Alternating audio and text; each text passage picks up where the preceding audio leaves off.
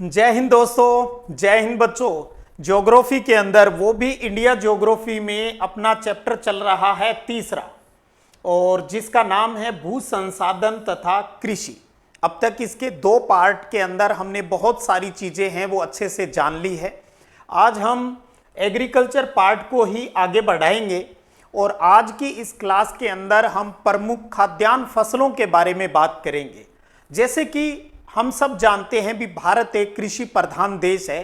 पूरे भारत के अंदर अलग अलग प्रकार की फसलें हैं वो बोई जाती है। जैसे कहा जाता है ना, जैसा देश वैसा भेष। तो उसी प्रकार से भारत के अंदर जिस एरिए की जिस प्रकार की क्लाइमेट है, जिस प्रकार की जलवायु है, वहां पर उसी प्रकार की फसलें बोई जाती है। कहीं पर कम मात्रा में बोई जाती है, कहीं पर अधिक मात्रा में बोई जाती है। कहीं उत्पादन कम होता है तो कहीं उत्पादन ज़्यादा होता है। कहीं बारिश ज़्यादा है या फिर कहीं सिंचाई के लिए पानी ज़्यादा उपलब्ध है, और कहीं इंडिया के अंदर वो इलाका भी है जहाँ पर पानी की बहुत कमी है। तो अगर पानी ज़्यादा मात्रा में उपलब्ध है तो अधिक पानी वाली फसल बो लेता है किसान, और जहाँ पानी कम मात्रा में है वहां पर कम पानी पीने वाली फसलें हैं वो बो दी जाती है। तो कुछ इसी प्रकार की बातें अगले दो पार्ट के अंदर चलेगी, और इसी कड़ी में आज हम खाने के ऊपर बात कर लेते हैं। यानी जो हम खाना खाते हैं उसके अंदर किस प्रकार के अनाज का इस्तेमाल करते हैं। आज हम जो पढ़ेंगे आप सब उसके बारे में परिचित हैं, यानी छोटी छोटी बात आप उसके बारे में जरूर जानते होंगे। यानी हम बात कर रहे हैं खाद्यान्न फसल की। भी भारत एक कृषि प्रधान देश है और समस्त बोए गए क्षेत्र के 2/3 भाग पर यानी लगभग 66% भाग के ऊपर खाद्यान्न फसलें हैं वो उगाई जाती हैं। और अनाज की संरचना के आधार पर, बहुत अच्छी लाइन है, अनाज की संरचना के आधार पर खाद्यान्न फसलों को 2 ग्रुप के अंदर बांटा गया है। और वो 2 ग्रुप कौन से बनते हैं? एक है अनाज तो दूसरा है दालें। और किस आधार पर बांटा है? क्या अनाज की संरचना के आधार पर। अनाज और दालें। अब संरचना से क्या मतलब है तो यहां पहले ये समझ लीजिए, अनाज जो है जैसे गेहूं चावल इनकी बात करें, इसके जो ये दाने हैं जिसको हम फल कहते हैं, ये दाने किसी फली के अंदर है वो नहीं मिलते। ये सीधे ही प्लांट के अंदर जो बाली होती है उसके ऊपर आवरण है वो पूरा चिपका होता है और सीधी वहां लगी हुई होती है। जैसे ये यहां पर बता रखा है, ये एक गेहूं का दाना है और इसके ऊपर एक आवरण लगा हुआ है, ये कोई फली नहीं है। इसी प्रकार के दाने यहां पर एक फली के ऊपर है वो लगे हैं, एक टहनी के ऊपर। और दालों की बात करें तो दालें क्या होती है, ये एक फली के अंदर आपको मिलती है और एक फली में आपको 8-10 दाने हैं वो मिल जाएंगे। जैसे ये मटर देखिए, आप मटर के ऊपर के आवरण को हटाएंगे यानी उसके ऊपर की फली को जो हटाएंगे जिसके अंदर, तो उसके अंदर इस प्रकार से आपको दाने हैं वो अलग अलग दिख जाएंगे। तो ये मूल बात है इनके डिफरेंस की जो हमने स्ट्रक्चर के अकॉर्डिंग बताया है। बाकी आपके नॉलेज के लिए बताऊं तो अनाज के अंदर कार्बोहाइड्रेट है वो ज्यादा होता है, और देश के अंदर अनाज वाली जो भी फसलें हैं उनका जो प्रोडक्शन है यानी उनका जो उत्पादन है वो अधिक होता है। वहीं दालों की बात करें तो दालों के अंदर प्रोटीन है वो अधिक मिलता है, प्रोटीन अधिक मिलता है। वहीं अनाज के अंदर कार्बोहाइड्रेट्स है वो ज्यादा है, जबकि दालों के अंदर क्या है? प्रोटीन। लेकिन दालों का जो प्रोडक्शन है इंडिया के अंदर वो अनाज की तुलना में काफी कम होता है।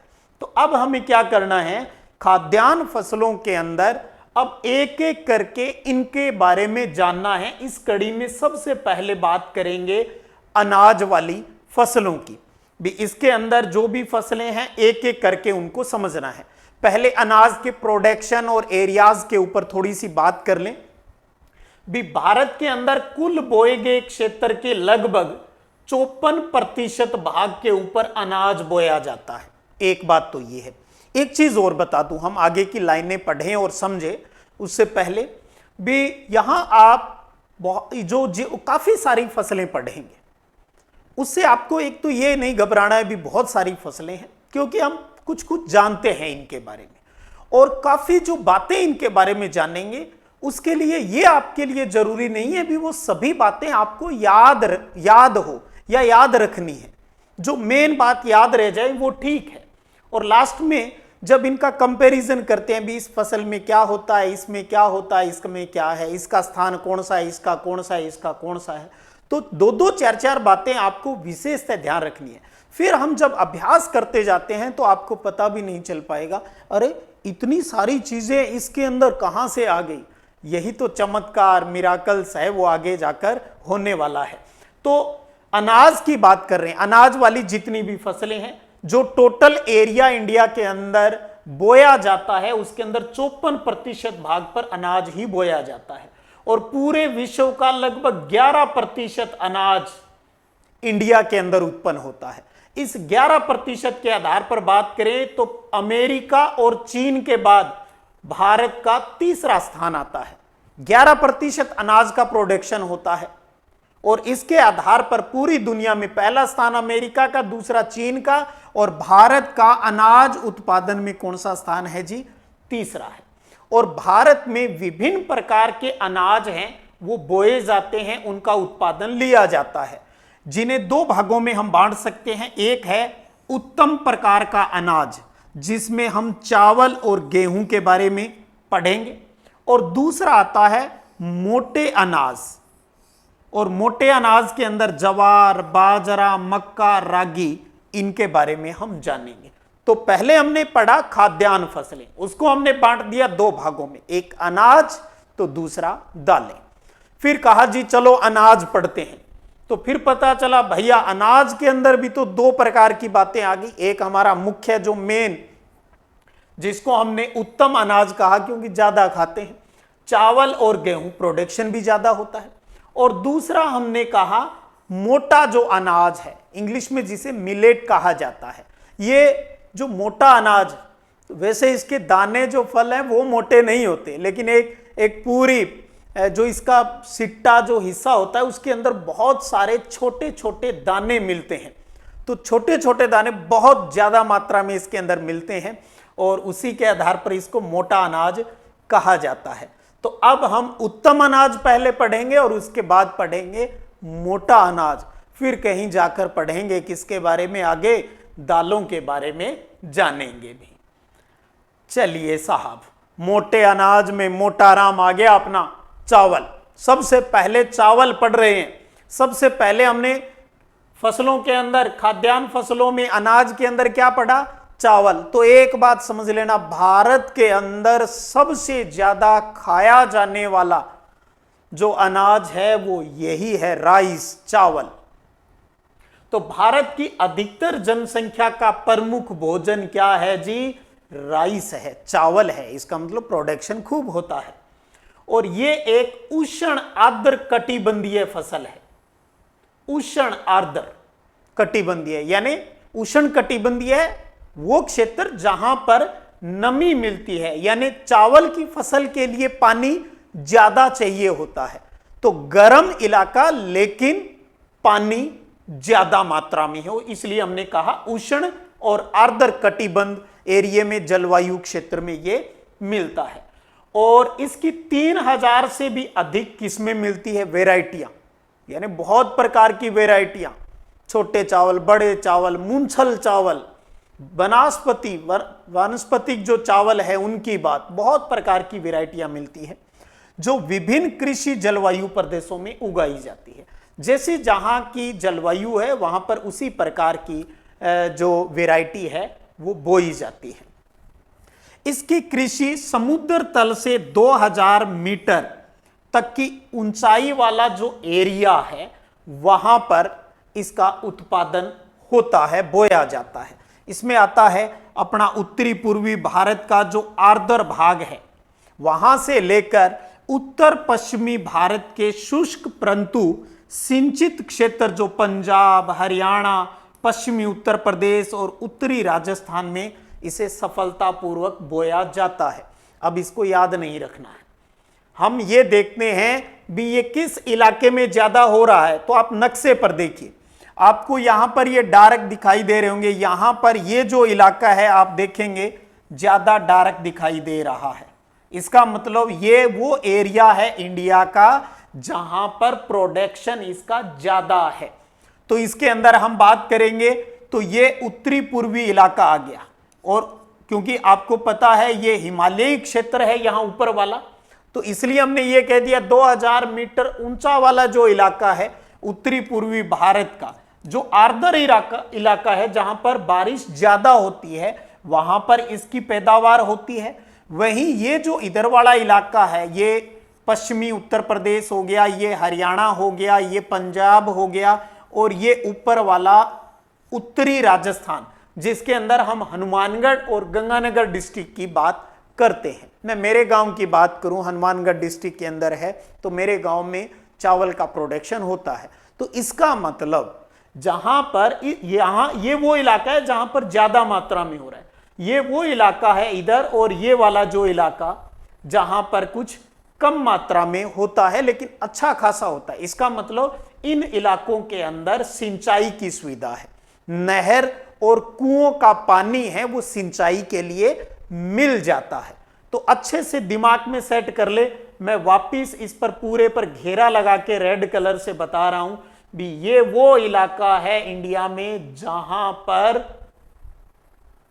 चावल की खेती होती है। अब इसे राज्यों के हिसाब से याद रख लो चाहे दिशाओं के हिसाब से याद रख लो, लेकिन अभ्यास आपको मैप के ऊपर करना है, तब आपको इन लाइनों को याद रखने की आवश्यकता बिल्कुल नहीं पड़ेगी।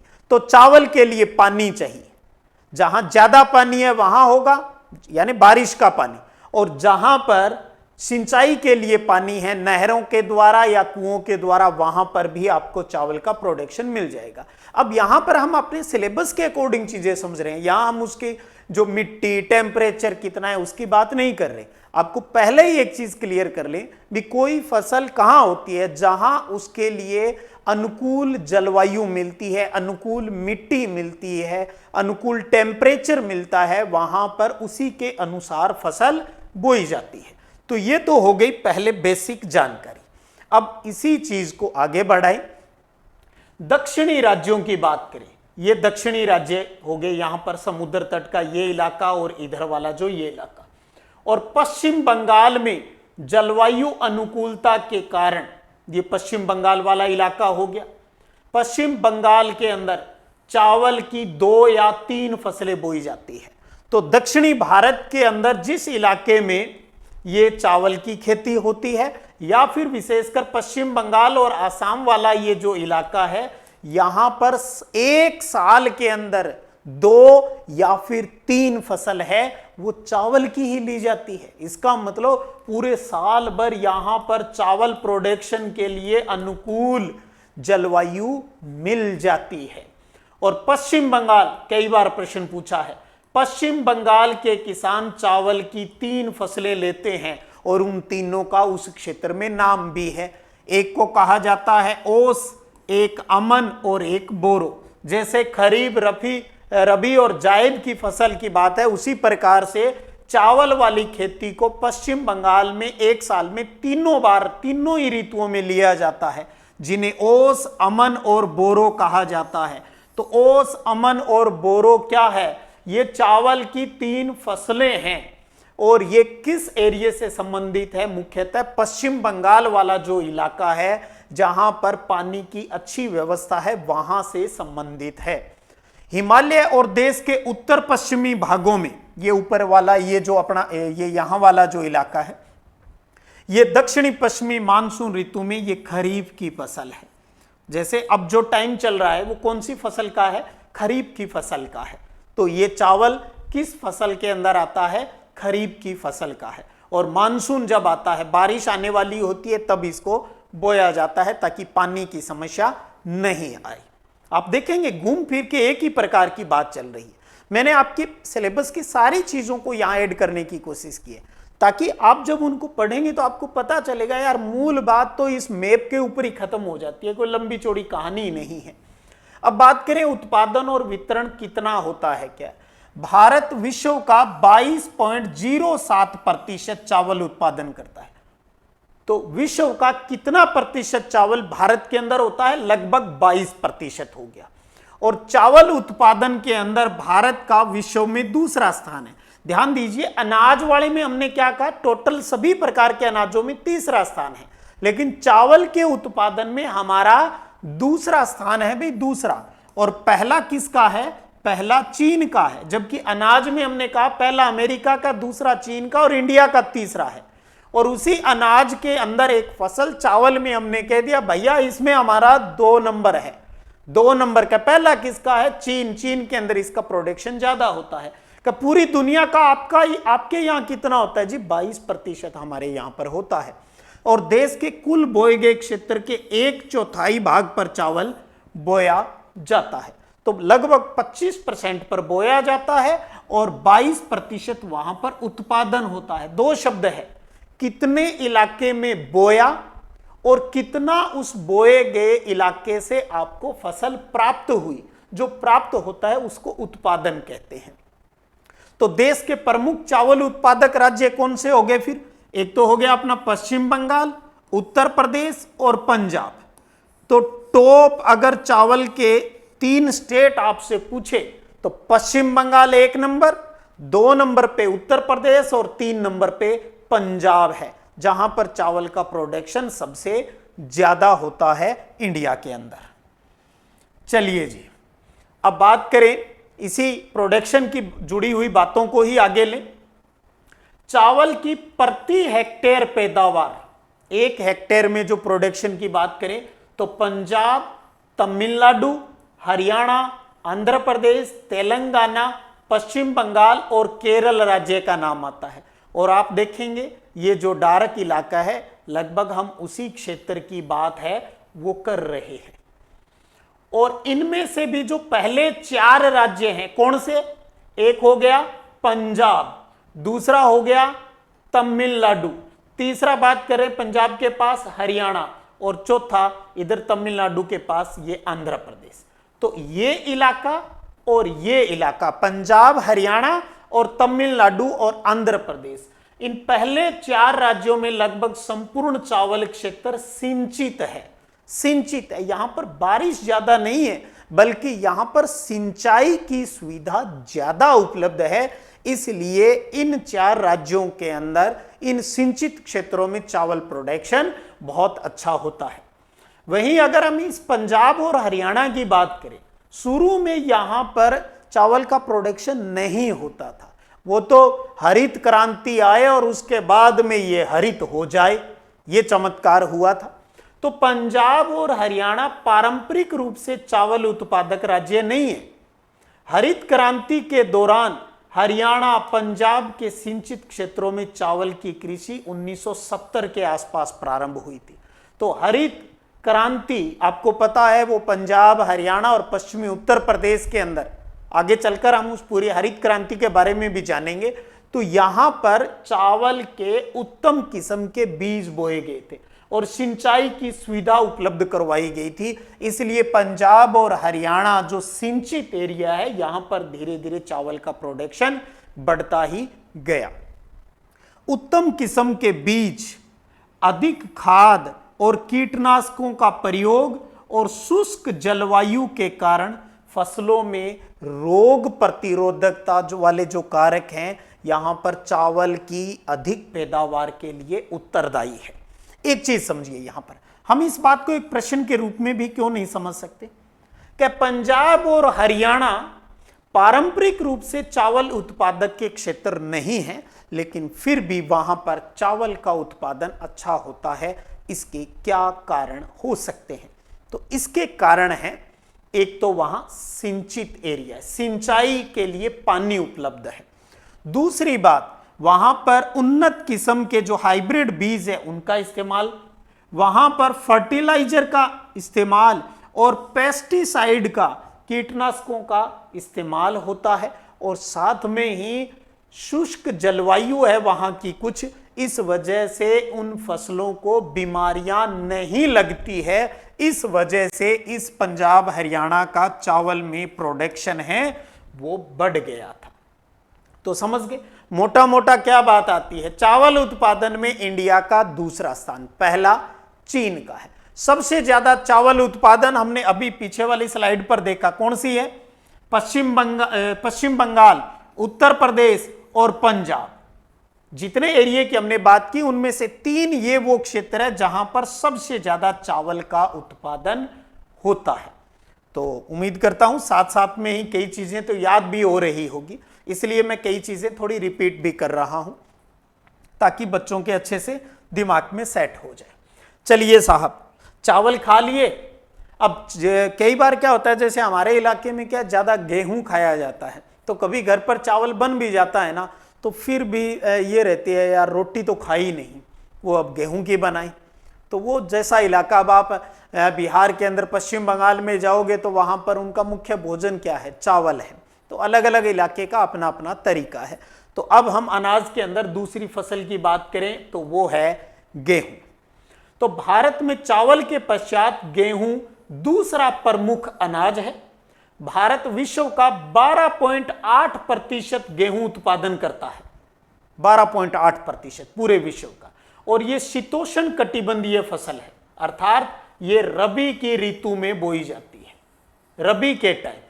ये शीतोष्ण कटिबंधीय, उष्ण कटिबंधीय में हम बात आ जाती है खरीफ की फसल है।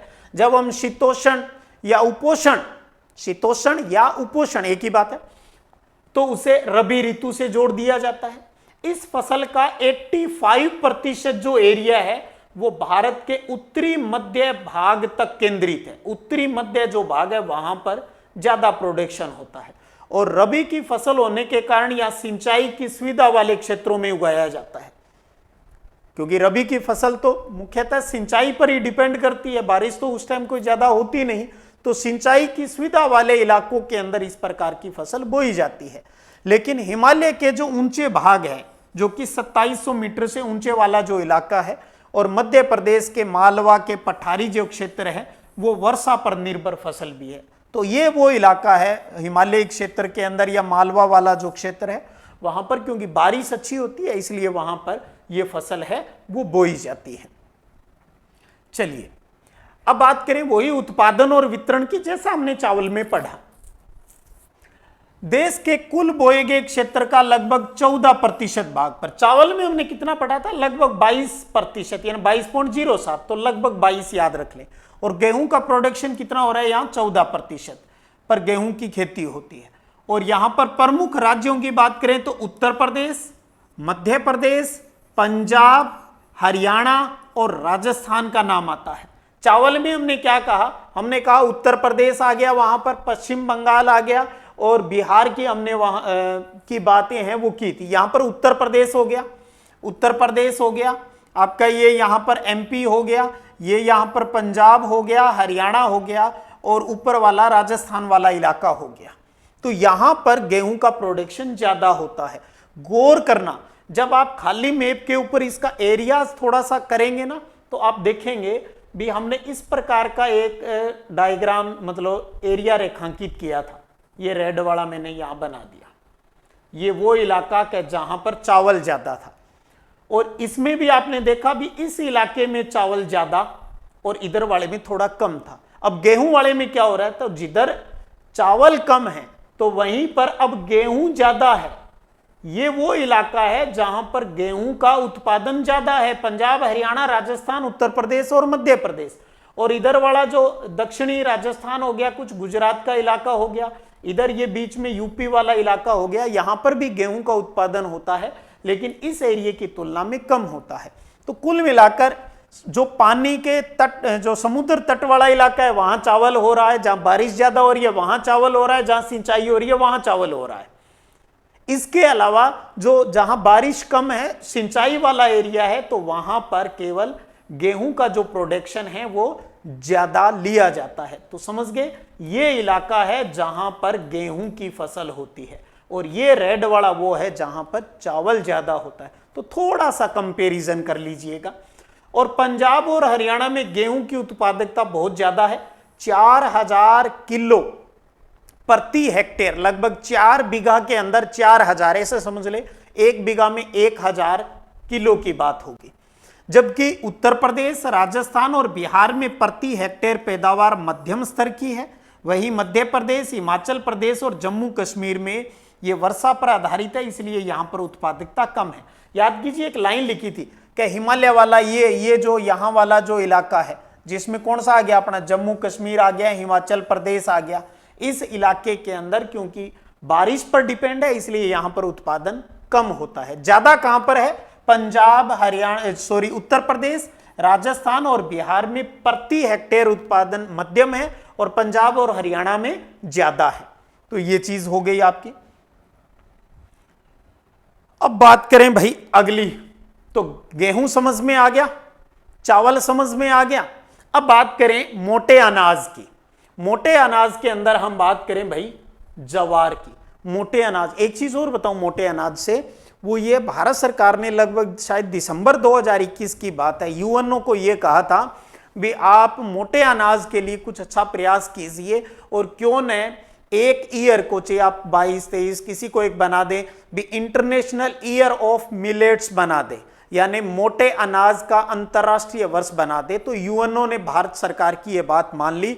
और आपके नॉलेज के लिए बताऊं, 2023 अपना जो चल रहा है, 2023 वाले इस पूरे ईयर को अंतरराष्ट्रीय मोटा अनाज वर्ष है, वो यूएनओ ने घोषित किया गया है। तो इसलिए आप जरूर कहीं ना कहीं सोशल मीडिया उन पर बात करते होंगे भी मोटे अनाज के बारे में काफ़ी बातें हैं वो निकल के आती है। प्राइम मिनिस्टर साहब इस पर बहुत बात करते हैं। इंडियन आर्मी के अंदर जो खाना मिलता है उसके अंदर भी मोटे अनाज को शामिल है, वो किया गया है। तो मोटा अनाज क्योंकि स्वास्थ्यवर्धक है, चावल और गेहूं की तुलना में मोटे अनाज को अगर आप ज़्यादा यूज़ करते हैं खाने में तो बीमारियां कम लगती है भाई। तो बात करें मोटे अनाज के अंदर पहली फसल जवार की, तो देश के कुल बोए गए क्षेत्र का 16.5% भाग पर मोटा अनाज बोया जाता है। मोटा अनाज, यहां पर सभी प्रकार की मोटे अनाज की बात होगी, यहां केवल ज्वार की बात नहीं है इसमें। इनमें जवार प्रमुख है जी मोटे अनाज में, और जो कुल बोए गए क्षेत्र का 5.3% है। और दक्षिणी और मध्य भारत के जो अर्ध शुष्क क्षेत्र है, क्योंकि मोटे अनाज के लिए पानी की कम जरूरत होती है, वहां पर यह खाद्य फसल भी है। तो दक्षिणी और मध्य भारत के अर्ध शुष्क क्षेत्रों की प्रमुख खाद्य फसल कौन सी है? वो जवार है। महाराष्ट्र राज्य की बात करें, ये रहा महाराष्ट्र। इस महाराष्ट्र राज्य की बात करें तो अकेला राज्य है जो देश की आधे से अधिक जवार उत्पादन करता है। 50% से अधिक प्रोडक्शन महाराष्ट्र में। तो भारत के अंदर किस राज्य के अंदर सबसे ज्यादा जवार का उत्पादन होता है? जवार आपने देखी होगी, ये इस प्रकार की होती है। तो 50% से अधिक प्रोडक्शन यहां होता है। इसके अलावा बात करें तो कर्नाटक है, मध्य प्रदेश है, आंध्र प्रदेश है और तेलंगाना है। तो सबसे ज्यादा महाराष्ट्र हो गया। उसके बाद में महाराष्ट्र के पास ये हो गया, यहां पर कर्नाटक की बात आ गई और इसके ऊपर ये मध्य प्रदेश वाला इलाका आ गया। इधर की बात करें तो आंध्र प्रदेश और तेलंगाना। तो ये मध्य और दक्षिणी वाला ये जो इलाका, जहां हमने स्टार्टिंग में कहा था ना भी दक्षिणी और मध्य भारत के अर्ध शुष्क क्षेत्रों की प्रमुख फसल है। तो आप समझ पा रहे हो, ये मध्य हो गया और ये दक्षिणी वाले जो राज्य हो गए, यहां पर जवार का प्रोडक्शन ज्यादा होता है। और दक्षिणी राज्यों में ये खरीफ और रबी दोनों ऋतुओं में बोया जाता है। ये क्या मैंने आपको बता रखा है, दक्षिणी भारत में लगभग क्लाइमेट एक जैसा होता है, इसलिए एक ही फसल एक वर्ष में एक से ज्यादा बार वहां ली जाती है। ये हम पहले भी बात कर चुके हैं। और परंतु उत्तर भारत की बात करें, नॉर्थ इंडिया की बात करें, वहां आपको पता है क्लियर ऋतुएं हैं वो मिलती है और एक ऋतु वाली फसल दूसरे में नहीं बोई जाती। उत्तरी भारत में ये खरीफ की फसल है और चारा फसल के रूप में उगाई जाती है। उत्तरी भारत की अगर हम बात करें, राजस्थान, हरियाणा, पंजाब, उत्तर प्रदेश, यहां पर खाने के उद्देश्य से जवार नहीं बोई जाती। जैसे मेरे गांव में भी बोई जाती है, लेकिन खाने के लिए नहीं बल्कि चारे के लिए, क्योंकि ये इसको हरा जब काट लिया जाता है तो पशुओं को बड़ा काम की चीज है, चारे के रूप में उनको खिला दिया जाता है। तो दक्षिणी भारत में जहां खुद के खाने के लिए, वहीं उत्तरी भारत में ज्यादा पशुओं के लिए चारे के रूप में इसको उगाया जाता है। और विंध्याचल के दक्षिण में ये वर्षा आधारित फसल है और यहाँ इसकी उत्पादकता है वो काफी कम है, वो मिलती है। तो ये कुछ बातें आपको ज्वार की ध्यान में रखनी है, इनकी थोड़ी थोड़ी बातें हैं आपके। अब बात करें जी बाजरा। बाजरा ये भी मोटा अनाज और हमारे पश्चिमी राजस्थान में तो खूब बड़े चाव से खाया जाता है, रहे हैं हम काफ़ी साल। सोगरा, वहीं सुना ये नाम भी, सोगरा खाते हैं। बाजरे की बड़ी रोटी बनती थी, बड़ी मुश्किल से एक ही खाई जाती थी, सोगरा बोलते हैं वहाँ पर वो।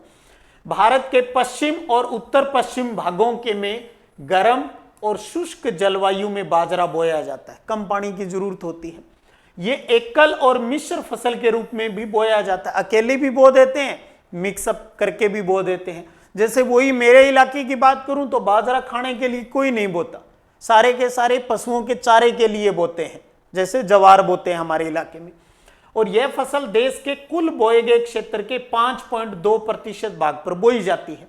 इधर याद कीजिए ज्वार के लिए भी क्या आंकड़ा था, ज्वार के लिए 5.3 की बात की थी, वहीं हमने बाजरे के लिए क्या आ गया 5.2, यानी लगभग 5 आप याद रख लें एक बार।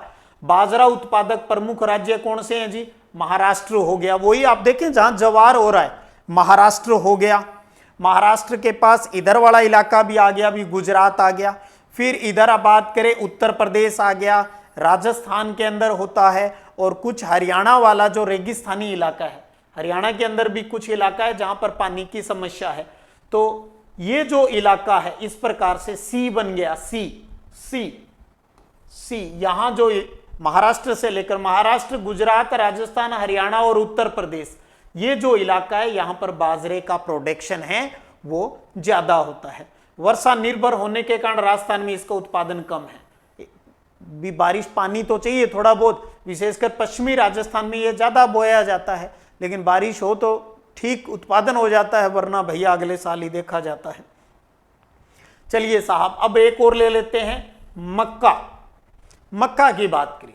मक्का एक खाद्य और चारा फसल है, वही खाने में भी इस्तेमाल होती है और पशुओं के लिए चारे के रूप में भी बोया जाता है। निम्न कोटि की मिट्टी और अर्ध शुष्क जलवायु में उगाई जाती है, इसको भी कम पानी चाहिए। ये फसल कुल बोए गए क्षेत्र का 3.6% भाग में, वो 5.3, 5.2 और ये 3.6%।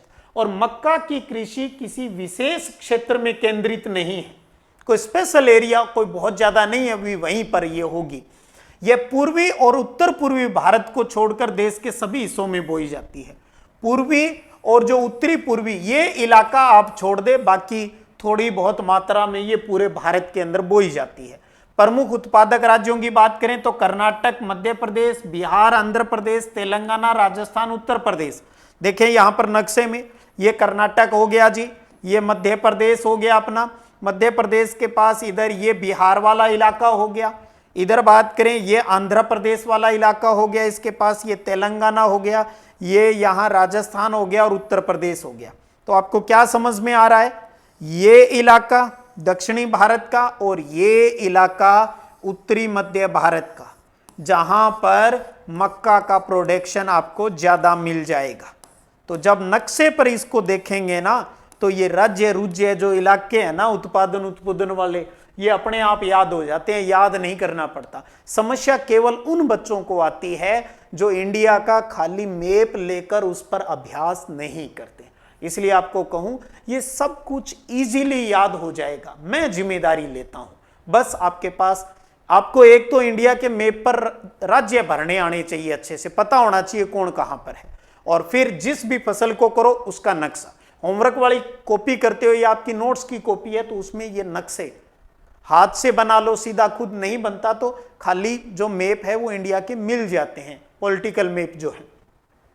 अन्य मोटे अनाजों की अपेक्षा इसकी पैदावार अधिक है भाई, और भी हमने अनाज पढ़े उसके अंदर इसका प्रोडक्शन है मक्का का वो ज्यादा मिल जाता है। बोया ये 3.6% भाग पर है और इसकी पैदावार दक्षिणी राज्यों में अधिक है जो मध्य भागों की ओर कम होती जाती है। तो दक्षिणी राज्यों में यहां प्रोडक्शन ज्यादा है और इस इलाके में इसकी तुलना में कम है।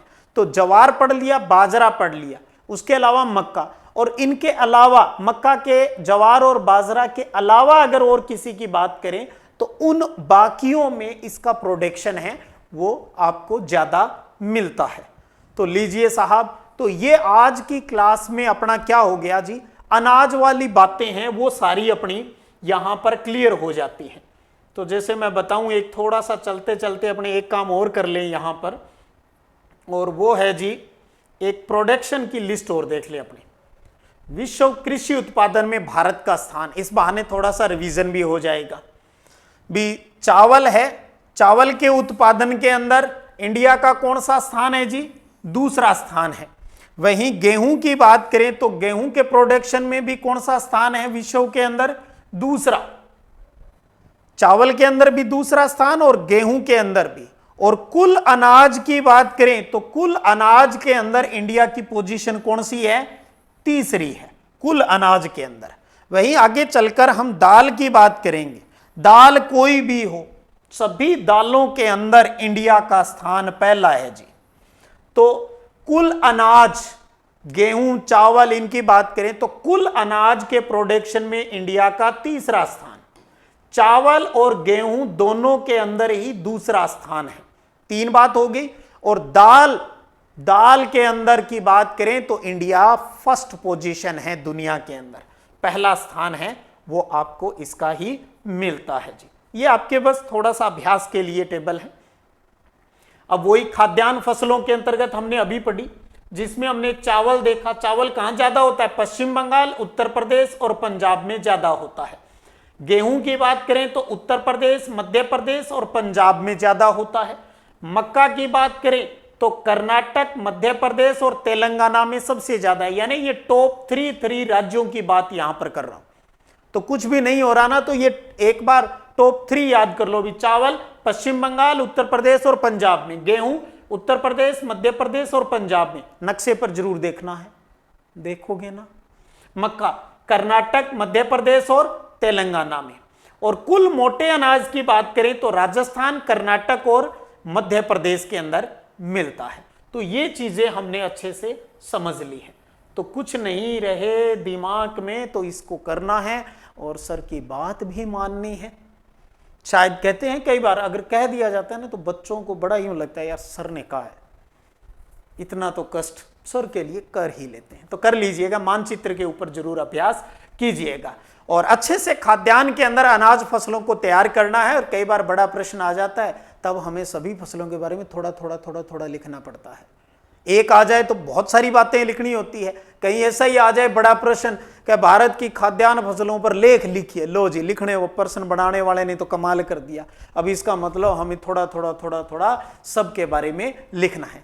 चलिएगा फिर मिलेंगे अगले वीडियो क्लास में। और उससे पहले चलते चलते एक प्रश्न तो आपसे पूछ लूं, कौन सा स्टेट है चावल उत्पादन के अंदर जहां साल में 3 फसलें बोई जाती हैं चावल की, एक ही साल में चावल की 3 फसलें, उस स्टेट का नाम बताना है और चावल की उन तीनों फसलों के नाम बताने हैं कमेंट सेक्शन के अंदर। फिर मिलते हैं, तब तक जय हिंद, जय भारत।